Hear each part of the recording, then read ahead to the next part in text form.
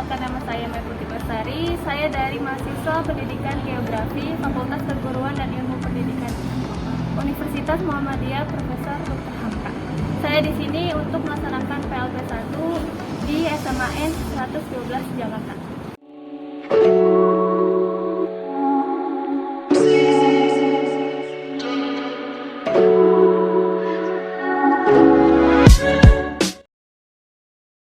Assalamualaikum warahmatullahi wabarakatuh. Waalaikumsalam warahmatullahi wabarakatuh.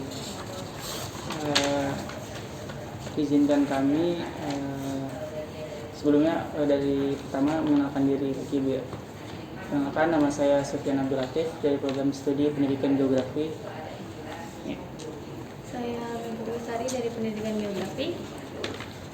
Saya Zulkifli Daud dari Prodi Bimbingan dan Konsul. Saya Fatim Arif Anggoro dari program studi Pendidikan Geografi. Saya Nanda Rismawati dari Pendidikan Geografi. Izinkan kami untuk membicaraai wakil kurikulum SMA Negeri 112 dalam rangka pelaksanaan PLP 1 dari Universitas Muhammadiyah Profesor Dr. Hamka.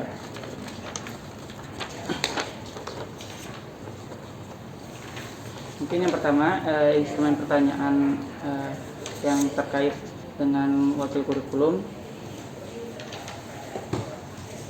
Karakteristik umum peserta didik yang ada di SMA Negeri 112 Jakarta itu seperti apa, Bu? Karakteristik umum yang gimana nih maksudnya? Kalau karakteristik umum ya yang diterima yang sudah memenuhi syarat, karena memang ada syarat-syaratnya kan. Nah, syarat-syaratnya itu kan pastinya lewat pendaftaran online pada saat mereka lulus SMP. Kalau syarat-syarat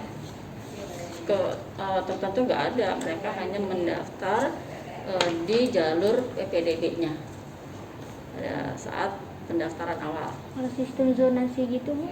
Ya, ada, masih berlaku sistem zonasi, sistem yang afirmasi, ya.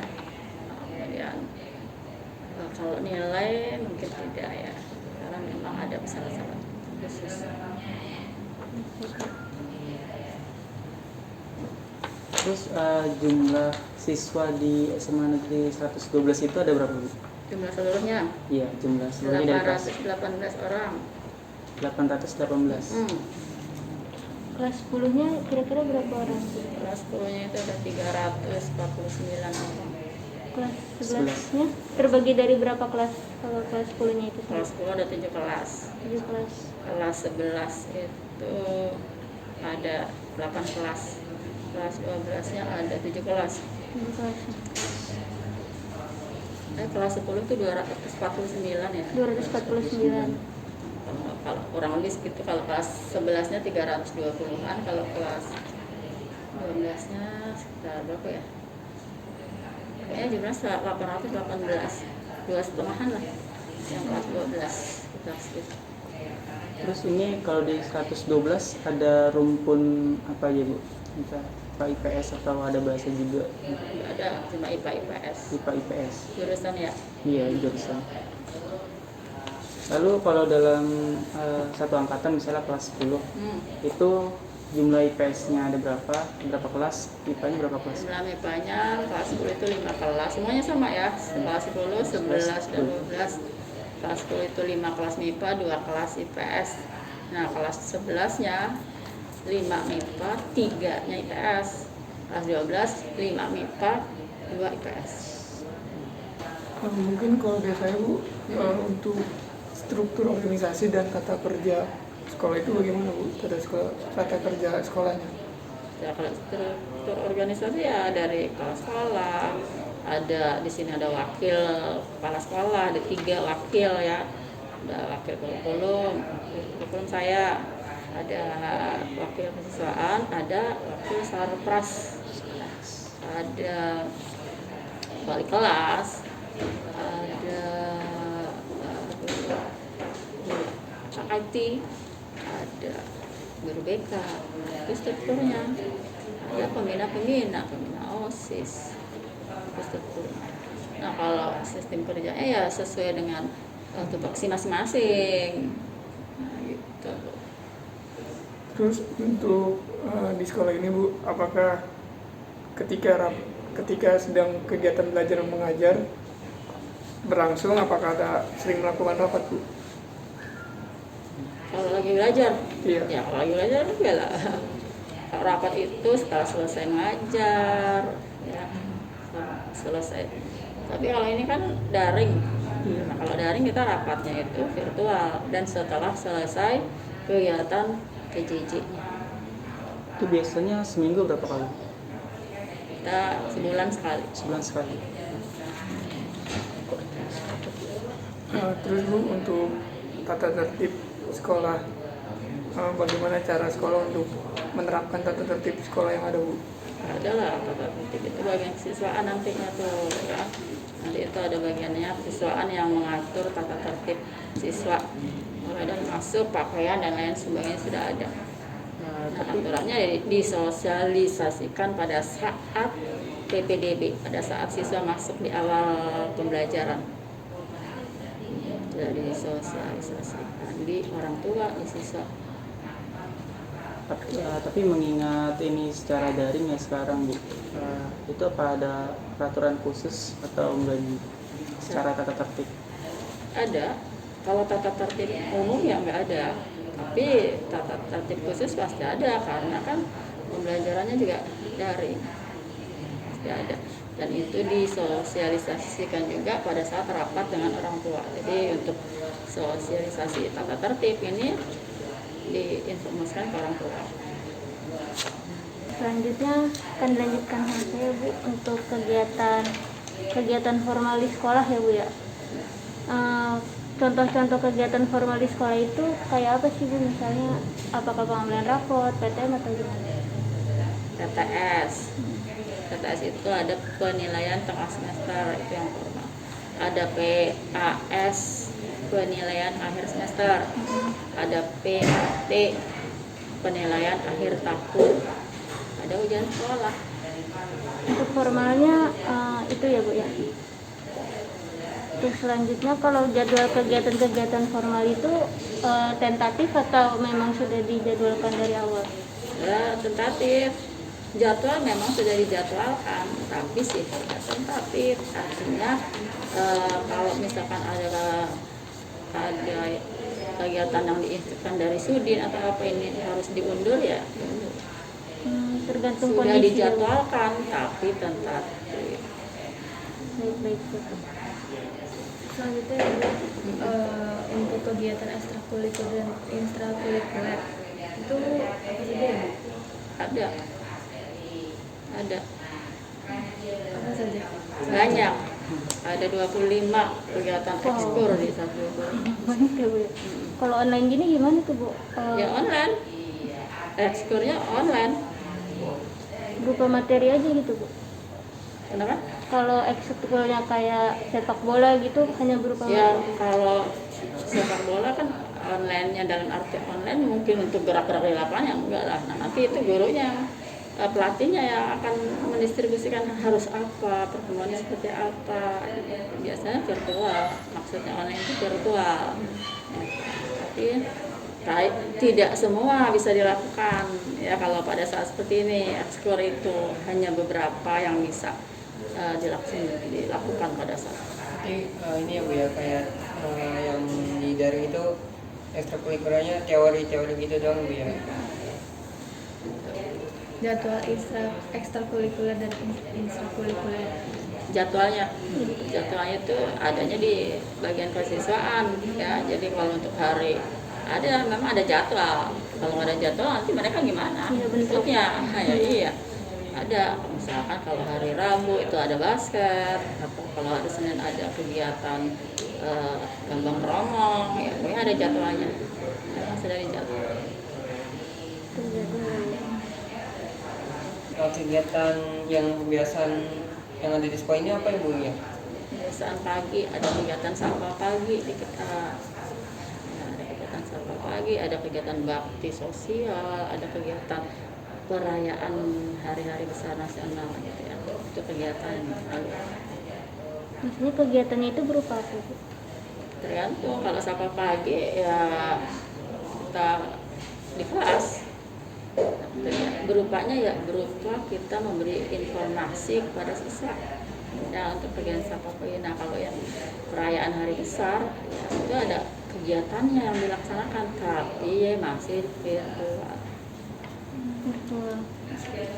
Biasanya kalau kayak gitu ini ya Bu ya, kalau setiap pagi itu kayak nasihat-nasihat dari wali kelas gitu ya Bu. Iya, dari wali kelas, dari guru BK-nya, itu di kelas masing-masing.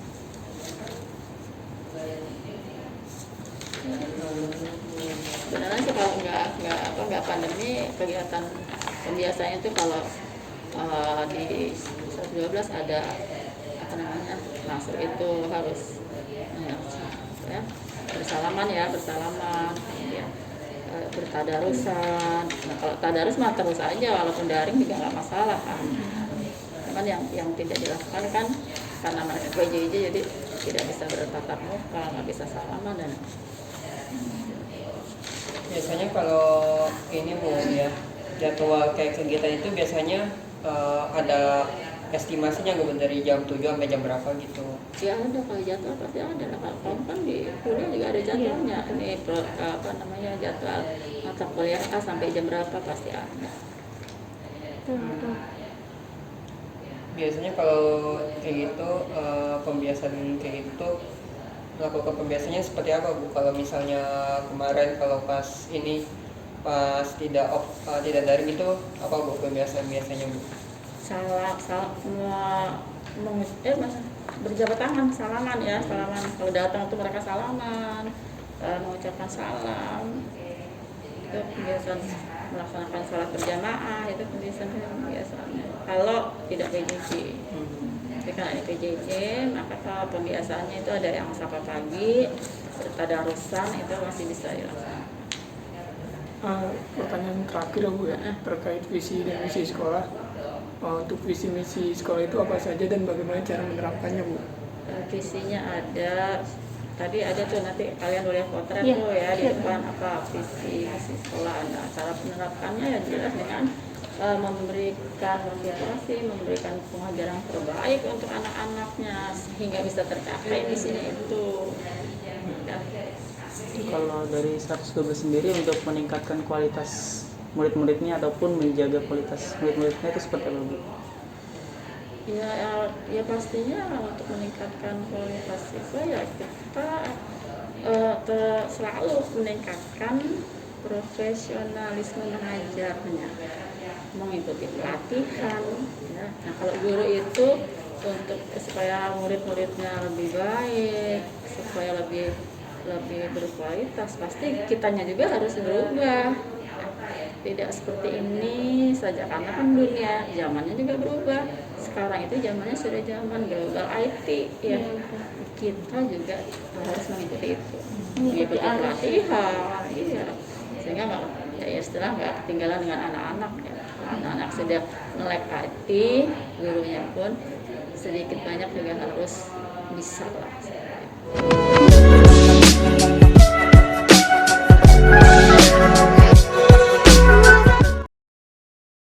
Assalamualaikum warahmatullahi wabarakatuh. Waalaikumsalam warahmatullahi wabarakatuh.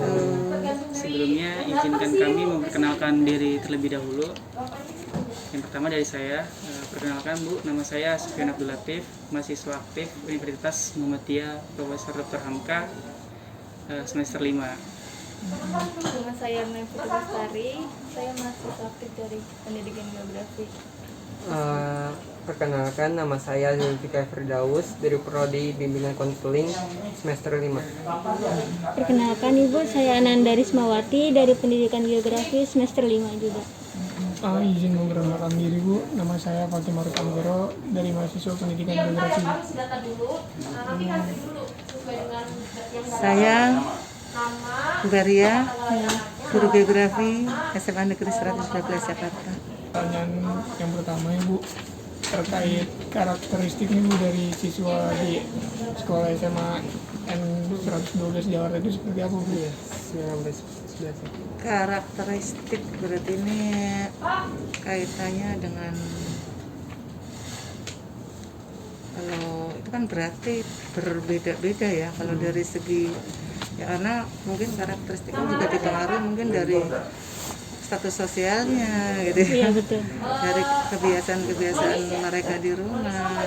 Jadi berbeda-beda lah dalam arti karakternya itu kalau kita lihat dari kehadiran, absensi, dari juga menyelesaikan tugas-tugas segala macamnya memang berbeda. Ada yang gerak cepat sekali, ada yang sedang-sedang, ada yang juga lambat sekali, tapi yang lambat sekali tidak terlalu banyak sih ya. Kemudian mungkin dari segi kedisiplinan ya, itu juga berbeda-beda. Ada yang tingkat disiplinnya memang tinggi, ada juga yang sedang, tapi ada juga yang memang rendah. Dalam arti ya mungkin itu terbentuk karena kebiasaan mereka di dalam rumah ya, mungkin juga pengaruh dari mungkin dari keluarga, dari orang tua, itu juga mungkin yang jelas ada ya. Kemudian juga dari mungkin karakter sosialnya ya, karena karakter itu kan berbeda-beda ya. Mungkin dari sosialnya ya mungkin termasuk kepeduliannya, rasa tanggung jawabnya itu sih cukup baik ya rata-rata ya. Ya Bu. Artinya karena memang sudah di sini kan mungkin sudah terbentuk juga ya mengenai bagaimana peduli terhadap temannya ya, peduli juga terhadap sekelilingnya. Terus kalau menurut Ibu terbentuk sudah cukup baik ya. Cuma selama ini memang kendalanya karena juga memang belum pernah, sudah mau 2 tahun ya, belum tatap muka. Baru kemarin mencoba tatap muka memang 1 kali ya, karena memang aturan dari dinas baru diizinkan kemarin ya. Iya. 1 kali. Itu pun terbatas sekali. Sehingga mungkin secara fisik kita belum mengenal ya. Iya betul. Secara utuh lah, artinya baru ngelihatnya di pertemuan di virtual.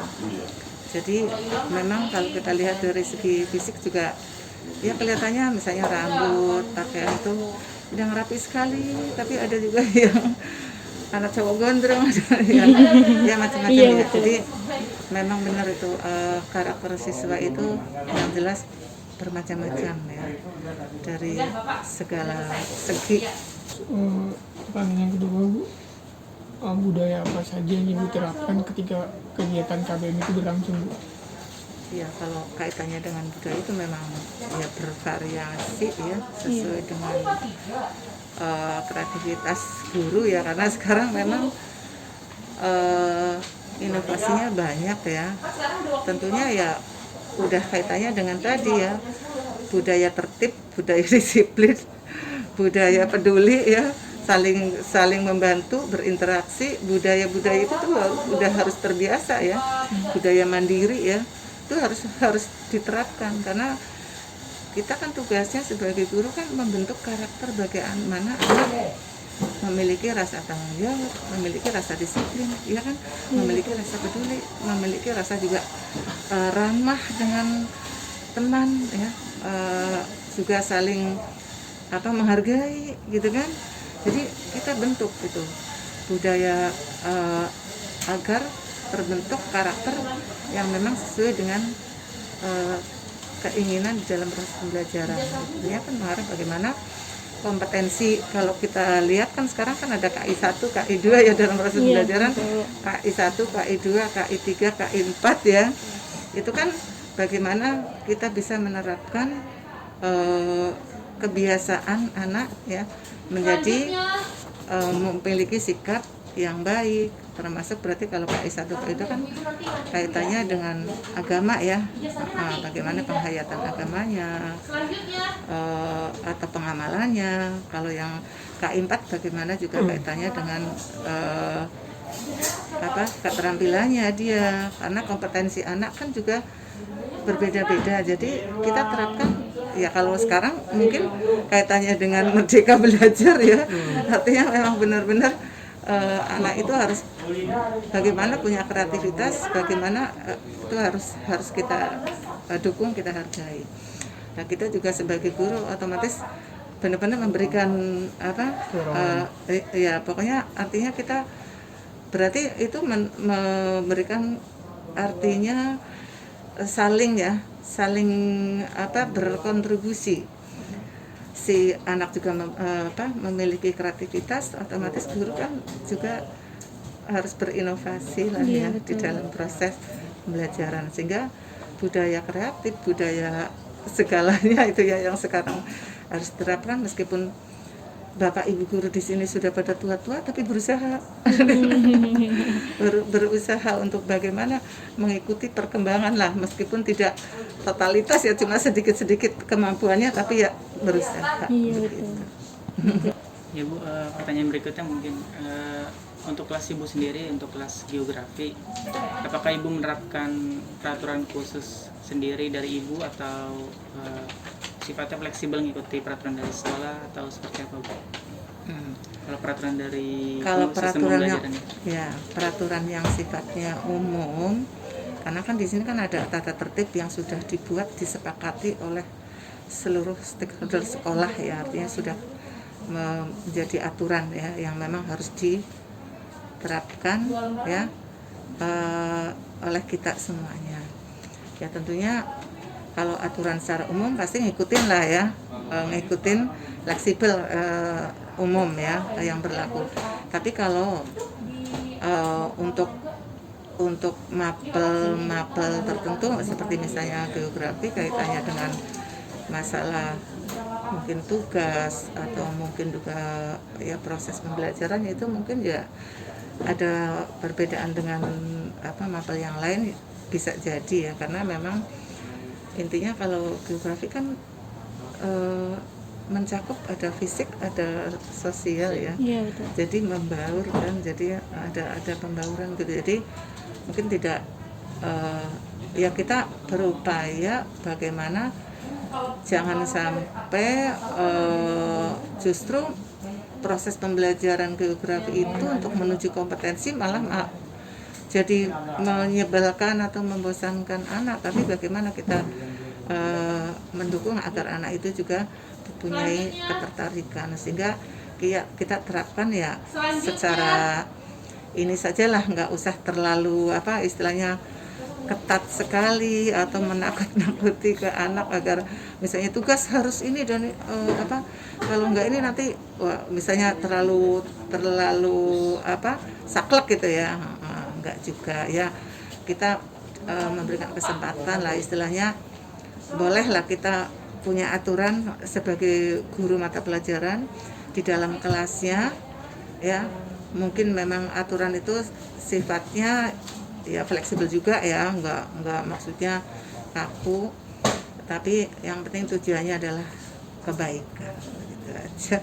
Tujuannya satu, tidak lain adalah bagaimana membentuk anak itu menjadi kompetensi dan baik gitu kan ya. Artinya kompetensinya itu dalam hal ini tidak hanya kompetensi menguasai pengetahuan ya, karena memang dari aspek penilaian kan ada pengetahuan, ada sikap tadi, dan ada keterampilan kan.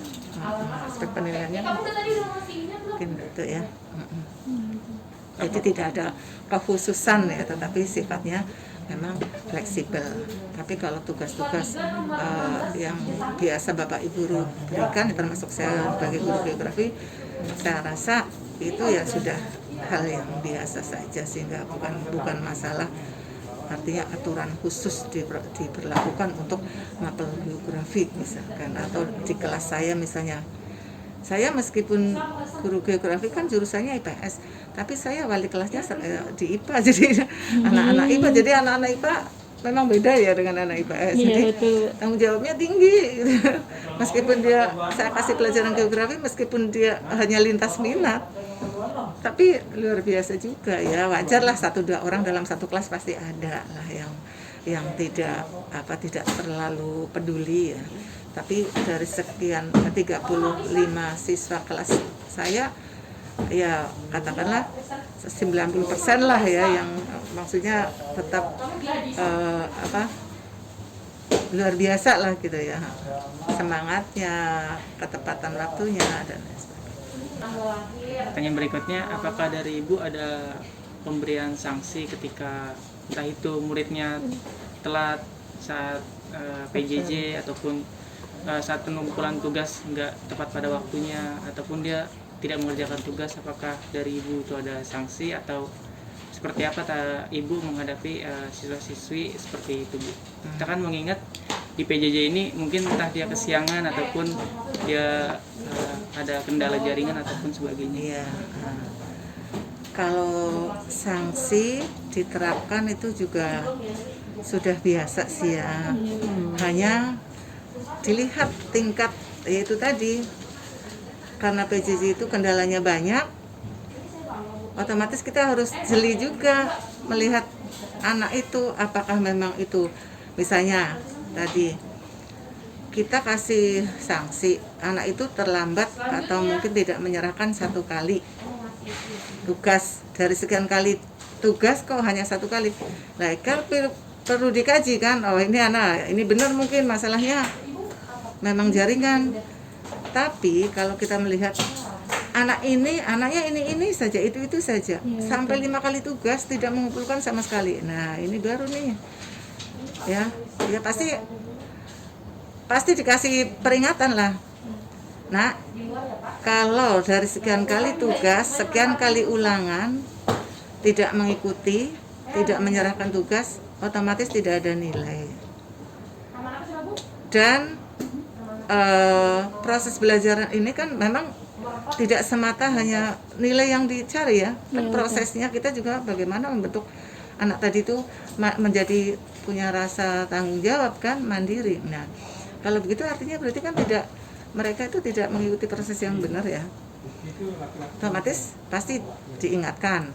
Kalau tidak mengerjakan, bagaimana nanti akan mendapat nilai. Ibu mau ngasih nilai dari mana kalau tidak mengerjakan? Nah, sanksinya kan otomatis kosong ya, nilai nggak ada. Nah, kalau terlambat, biasanya kalau saya terapkan, ulangan misalnya pakai Google Form, batas waktunya sekian, tenggat waktunya dari jam sekian sampai sekian, pukul sekian sampai sekian. Kok terlambatnya lama sekali, kalau terlambat cuma 2 menit, 5 menit mungkin ya kita bijak lah ya, nggak usah dipermasalahkan. Kalau terlambatnya kok ternyata, nah itu kan sampai 1 jam, bahkan hari ini ulangan baru besoknya, itu otomatis saya kasih sanksi. Enggak, kalaupun nilai kamu tinggi karena tidak tepat waktu, tidak konsekuen, nilai tetap dikurangi. Dikurangi, paling tidak meskipun nilai 100 tetap aja saya paskan ke KKM. Karena tidak, kasihan dong yang tepat waktu nilainya tinggi. Nah, artinya kita harus adil gitu kan. Kita harus adil, nggak bisa memberikan nilai gitu. Jadi kita juga harus hargai ke anak yang rajin, pintar, masih tepat waktu, konsekuensinya luar biasa. Nah, jangan kita samakan dengan yang nilainya dari segi nilai sama, tapi proses dia rasa tanggung jawabnya nggak ada. Nah, otomatis itulah pasti harus ada sanksi lah ya, nggak mungkin enggak. Nah, itu contoh konkret ya, contoh nyata. Itu berkaitan dengan tugas juga sama. Kalau tugasnya terlambat harusnya saya kerjakan ya, otomatis kalau tugas dikerjakan tetapi terlambat sekali ya pas KKM saja. Tapi kalau yang bagus, rapi, bahkan lengkap, bagus, rapi, otomatis nilainya maksimal. Ya, adil ya Bu? Ya adil lah. Nggak apa-apa tugas 100 kan nggak masalah gitu. Atau ya pokoknya di atas 90 ya, 95 ke atas lah gitu. Kalau memang rapi, bagus, lengkap itu kan, ada juga yang begitu ya, tapi ada juga yang asal-asalan gitu.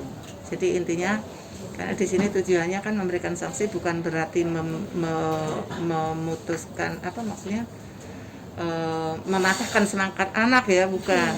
Tujuannya justru kebalikannya, bagaimana anak itu bisa introspeksi diri gitu kan, bisa introspeksi diri, dia berpikir oh iya kenapa ya saya ini. Nah kan tujuannya ke sana gitu.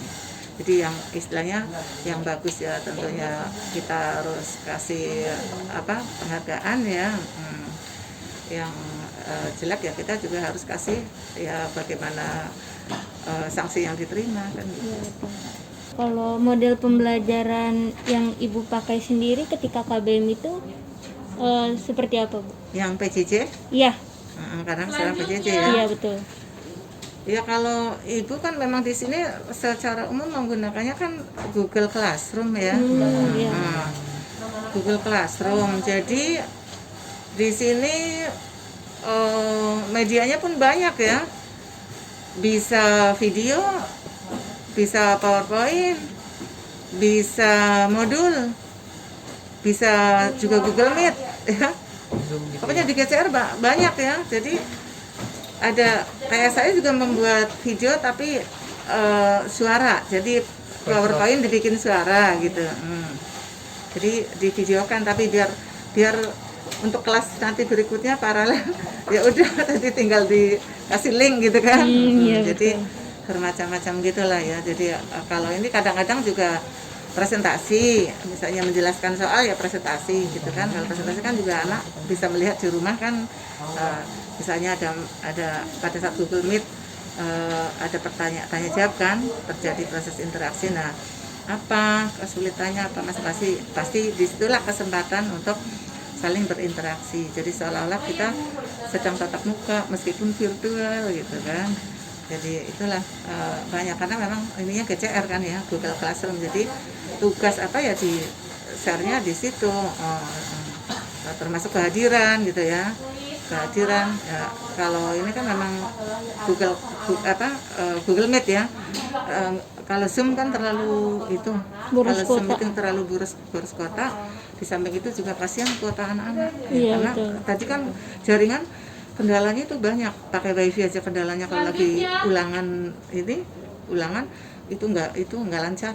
Iya betul. Harus pakai paket sendiri gitu. Itulah. Jadi bermacam-macam ya.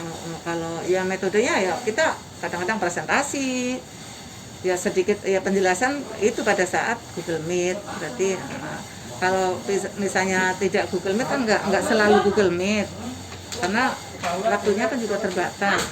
Jadi pada saat itu ya kesempatan tanya jawab, pada saat nggak Google Meet ya anak-anak suruh mendengarkan video, suruh mempelajari PowerPoint itu dan juga modul gitu. Ya modul pun dari mana aja kan sekarang istilahnya download banyak banget ya. Iya, Jadi betul. ibu nggak mampu juga kalau harus bikin apalagi ibu udah tua ya lambat gitu ya. Iya, bikin itu lambat ya. Kalau paling tidak ya mencari-cari juga, ada juga yang mencari, ada yang saya bikin sendiri misalnya video gitu. Tiap topik pembelajaran kan pasti berbeda-beda ya Bu ya, maksudnya pembelajarannya gitu. Ibu juga selalu menggunakan metode pembelajaran yang sama ya Bu, lewat classroom. Iya, pokoknya semuanya lewat Classroom Google kan, karena memang sekarang udah zamannya seperti itu. Iya. Jadi kecuali kalau ada tugas yang belum selesai nah screenshot kan, ini anak-anak baru kirim ke komunikasi dengan orang tua, komunikasi dengan wali kelas, komunikasi dengan ketua kelas. Nih anak-anak yang tugas ini, nah itu berarti dengan WA. Kalau untuk praktikum gimana Bu? Kalau untuk praktikum itu berarti yang IPA ya. Iya. Kalau anak IPA itu berarti biologi, fisika, kimia itu praktikum juga. Kalau geografi kan nggak ada. Kalau geografi kan paling kalau membuat peta ya udah siapkan terus kertas, foto gitu ya? Siapkan. Memang kemarin kebetulan materinya kan ada yang membuat peta. Iya. Yang KD 3.2 itu pemetaan, dasar-dasar pemetaan. Ya udah sebelumnya berarti siapkan kertas gambar ya itu ya seadanya lah, sepunyanya dia A3 lah, apa kertas HVS apa pensil warna, pensil penggaris, pokoknya yang penting lengkap. Kalau pensil warna kan untuk mewarnai. Nanti udah selesai kirim ke GCR, ya udah tinggal upload ngoreksi. Oh iya dia bagus banget ada gitu. Lebih simpel ya Bu Memang ya. repotnya kita itu harus selalu ngupload gitu. Iya, Tugas foto, itu repotnya upload satu gitu per ya. satu. Kita lihat mana yang bagus, mana itu repotnya di situ. Kalau PJJ, kalau nggak PJJ kan langsung kertas kita lihat enak. Udah sepintas Langsung itu diponton. mah kadang-kadang internet itu apa? Ya Allah nggak muncul gitu ya. Itu kendalanya di situ. Jadi tetap memang karena memang sudah zamannya GCR ya. Meskipun itu ya udah lengkap. Jadi di situ tugas-tugas apa tugas materi, tugas, absensi, Google Meet itu udah tersusun dalam satu kali pertemuan itu apa yang udah terancang gitu loh. Bagaimana nilai-nilai siswa-siswi di SMA 112 ketika ini mengajar pelajaran geografi, Bu? Nilai selama PJJ ini ya sebenarnya nggak jauh-jauh juga dengan yang tatap muka ya, yang dulu pengalaman yang selama ini saya dapatkan. Ya pada umumnya sih kalau dalam proses penilaian itu kan ada penilaian yang sifatnya istilahnya ulangan harian atau penilaian harian yang setiap kali pasti harus tagih satu kali ulangan.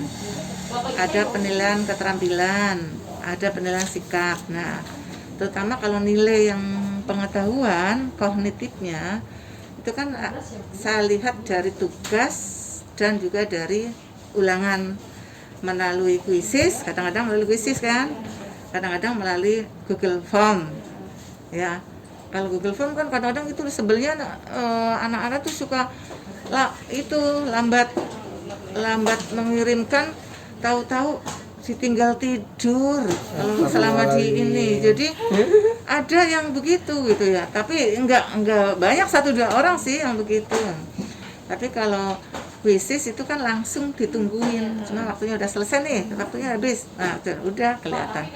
Tapi ya itu kalau kuisis suka, kalau yang orangnya cepat itu memang ada pinter banget karena ada kuncinya kan. Tapi kalau yang ini kalau kita waktunya di itu sih enggak terlalu. Nilainya bagus-bagus. Paling tidak kalau kuisis itu pokoknya 70% itu nilai itu bagus-bagus deh ya. Apalagi kalau IPA hampir 85%, 90% itu nilainya di atas 80 dah pokoknya. Kalau IPA belajar geografi tapi luar biasa gitu ya. Kalau kuisis. Tapi kalau Google Form sih nggak terlalu ini tinggi ya. Maksudnya jarang yang 100 karena kuncinya kan nggak terlihat. Kuncinya kan yang tahu hanya guru gitu ya. Maksudnya ditaruh tapi nggak bisa di itu kan.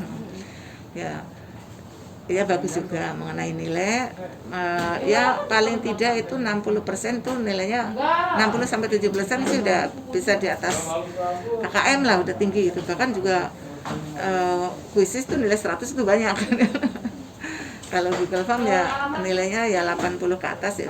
Karena memang ya alhamdulillah sih di sini anak-anak yang memang serius luar biasa. Ada yang juara dapat itu geografi kemarin, dapat emas tingkat nasional mengerjakan ada olimpiade lomba geografi ya, mapel geografi.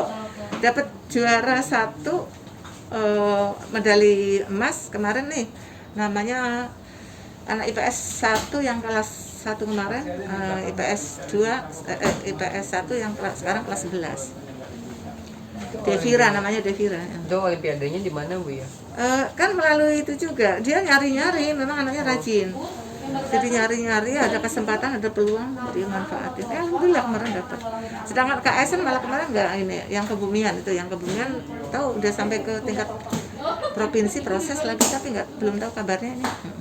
Kalau yang geografi yang kemarin olimpiade tingkat kota tingkat ini belum ada yang masuk, belum ada yang masuk. Jadi alhamdulillah kalau dari segi nilai itu nggak ada masalah ya intinya. Kalaupun tuh tadi ya ada dari dalam satu kelas tuh ya 1-2 orang ya paling banyak 5-6 orang lah ya, karena sekelasnya kan 36 ya, ada yang 40 malah kalau kelas 11 sekarang 40. Kalau kelas 10, kelas 12 36, kalau yang ada yang keluar 35, 35 rata-rata 36. Jadi kalau dari segi nilai ya nggak ada masalah ya. Adakah kendala ketika ibu menerapkan model pembelajaran yang dipilih? Kendala ya kaitannya kalau sekarang kendalanya karena PJJ seperti yang tadi kendalanya pada saat Google Meet banyak yang tidak join. Udah dipanggil tolong link sudah dikirim.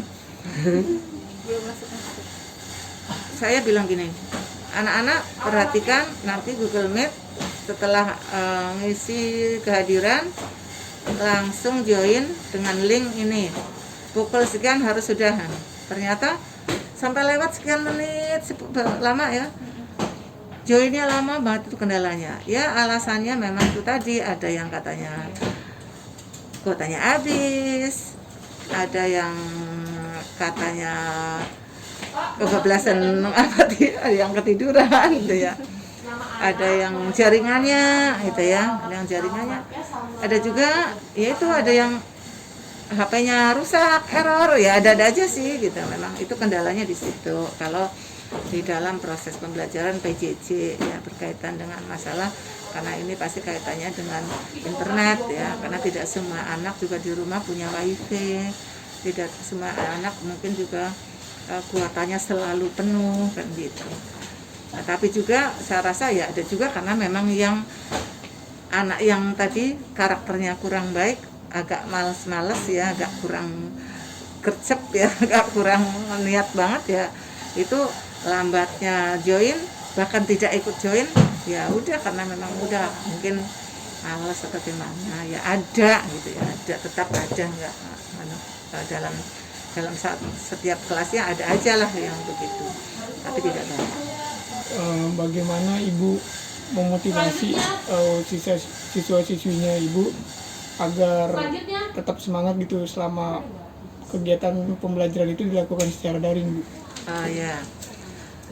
Nah ini hampir setiap pertemuan kayaknya selalu gurunya yang yang semangat ya, selalu anak-anak kalian masih muda. Kalian itu punya harapan ke depannya ya. Kalian tuh harus punya mimpi gitu ya. Apa mimpinya? Menjadi apa? Cita-citanya menjadi apa? Nah, untuk menggapai mimpi itu harus bagaimana? Gitu kan. Jadi kitanya yang harus selalu mengingatkan bagaimana anak itu punya prestasi ke depannya, menjadi anak yang bisa membanggakan ya. Jadi berpikirnya kamu tuh jangan hanya untuk diri kamu sendiri. Ya kan? Kamu berpikir untuk ke depannya menjadi orang yang bisa dibanggakan, itu berpikirnya jangan hanya untuk diri sendiri, untuk orang tua, untuk lingkungan, untuk bahkan untuk masyarakat luas. Jadi semangatnya nanti luar biasa, ya enggak? Tapi kalau berpikirnya hanya untuk santai aja gitu. Jadi memang kita harus selalu memberikan mengingatkan dan mengingatkan selalu akan apa yang anak pikirkan untuk kedepannya. Selalu mengingatkan agar anak itu selalu punya mimpi, dan mimpi itu bagaimana digapainya ya. Jadi motivasi itu pasti harus yang jelas, jangan hanya sekali diingatkan udah gitu ya, harus tidak bosan-bosannya. Kita selalu setiap ketemu, setiap ini, ayo semangat. Ibu aja yang udah tua semangat, masa iya kalian. Jadi nggak boleh loyo, nggak boleh malas ya, karena yang jelas kalian harus punya masa depan yang bagus, gitu kan? Itu harus menjadi target kan. Nah, target kalian kan bagaimana masa depan kalian, pikirkan masa depan kalian. Tuh. Jadi jangan hanya saat sekarang saja ya, pikirkan. Jadi itulah, kalau harus berpikir, kalian tuh manusia modern loh yang harus berpikir masa ke depan, yang harus tidak boleh membuang-buang waktu, gunakan waktunya dengan baik ya kan. Kalkulasi masa depan harus lebih jeli gitu ya. Harus menjadi orang yang bermanfaat gitu kan, menjadi orang yang berguna.